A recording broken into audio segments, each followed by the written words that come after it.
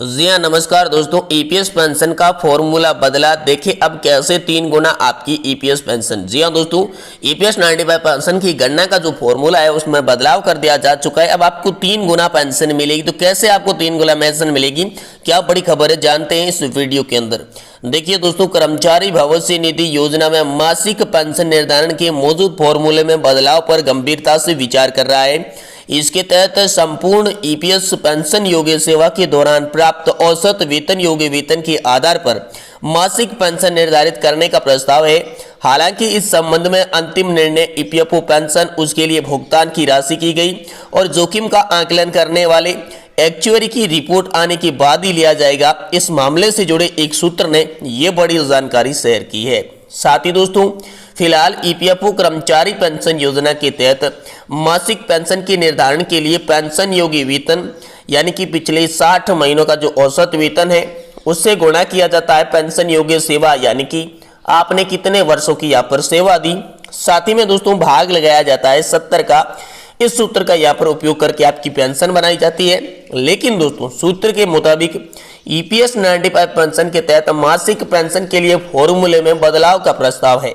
जी हाँ दोस्तों, इसमें पिछले 60 से औसत वेतन की बजाय पेंशन योग्य सेवा के दौरान पिछले वाले औसत पेंशन योग्य वेतन शामिल करने की योजना है। ईपीएफओ पेंशन योग्य वेतन को महीनों में, हालांकि सूत्र ने स्पष्ट कर दिया है कि ये केवल प्रस्ताव के स्तर पर है। अभी तक इस पर कोई अंतिम फैसला, अंतिम निर्णय नहीं लिया गया है। अंतिम निर्णय एक्चुअरी की जो रिपोर्ट आएगी उसके बाद यहाँ पर लिया जाएगा। लेकिन दोस्तों, ईपीएफओ सब्सक्राइबर होंगे प्रभावित। जी हाँ दोस्तों, अगर ये निर्णय लिया जाता है तो ईपीएफओ के जो ग्राहक है वो इससे प्रभावित होंगे। देखिए, अगर ईपीएफओ पेंशन फॉर्मूले में बदलाव करता है तो निश्चित रूप से सभी की मासिक पेंशन का निर्धारण ऐसे करेगा जिसमें मौजूद फॉर्मूले से कम और अधिक पेंशन का विकल्प चुनने वाले भी शामिल रहेंगे। इसे एक उदाहरण से समझा जा सकता है। मान लीजिए उच्च ईपीएस 95 पेंशन का विकल्प चुनने वाले व्यक्ति का पिछले 60 महीनों का जो औसत वेतन है वो दोस्तों 80,000 रुपये है। तो उसकी पेंशन योग्य सेवा का वर्ष जो है वो दोस्तों 32 है।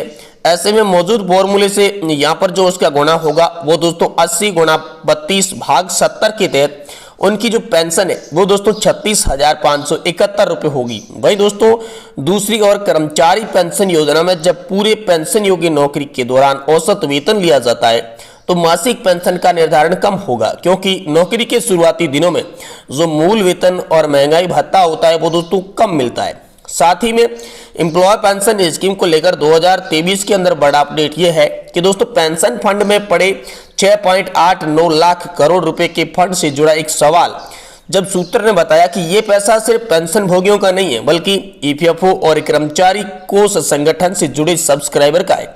सभी की देखरेख और साथ ही में ईपीएफओ की 2021-22 की रिपोर्ट के मुताबिक ईपीएस पेंशन में 50,614 करोड़ रुपए का जो है वो ब्याज भी मिला था। तो दोस्तों, अब आपके लिए यहाँ पर जो बड़ी अपडेट निकल कर आ रही है वो दोस्तों आप सभी के लिए अपडेट ये है कि आपकी जो सैलरी का निर्धारण है, आपकी जो पेंशन का निर्धारण है वो बदले फॉर्मूले के आधार पर किया जाएगा, जिसके तहत आपको 3 गुना तक की पेंशन मिल सकती है। लेकिन आपके शुरुआती दिनों से लगाकर लास्ट दिनों तक की अगर आपको पेंशन निर्धारित करके देंगे तो आपकी पेंशन कम होगी।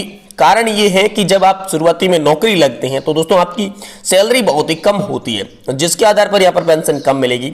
लेकिन जो अंतिम 60 महीने का वेतन है उसके आधार पर अगर तय की जाती है तो दोस्तों यहाँ पर आपको उच्च पेंशन मिलेगी, यानी कि अधिक पेंशन जरूर मिल जाएगी।